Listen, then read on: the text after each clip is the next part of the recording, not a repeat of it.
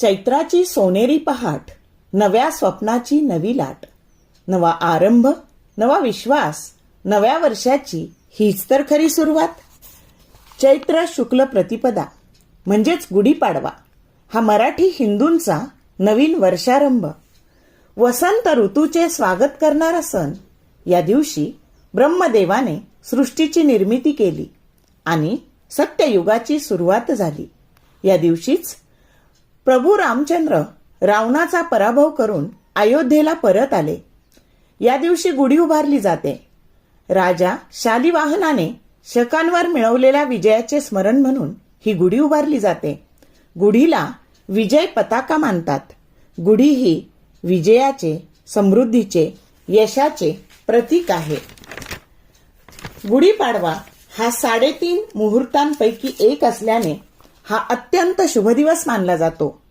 नवीन कामाची सुरुवात, वाहन खरेदी, सोने चांदी, अनेक मौल्यवान वस्तूंची खरेदी या मुहूर्तावर केली जाते.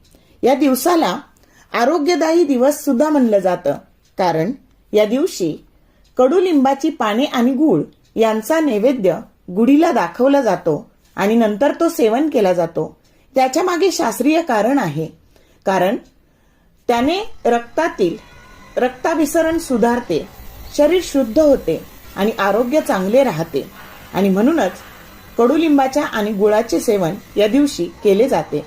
थोडक्यात गुढीपाडवा हा नकारात्मकतेचा नाश करून नवचैतन्य, आनंद, सुख आणि समृद्ध करणारा असा सण आहे.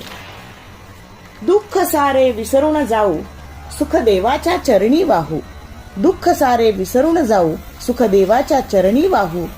स्वप्न उरलेली नव्या या वर्षी, नव्या नजरेने नव्याने पाहू. स्वप्न उरलेली नव्या या वर्षी, नव्या नजरेने नव्याने पाहू. सर्वांना नूतन मराठी वर्षाच्या व गुढीपाडव्याच्या विंग्स ऑफ फिजिक्स कडून खूप खूप शुभेच्छा. धन्यवाद.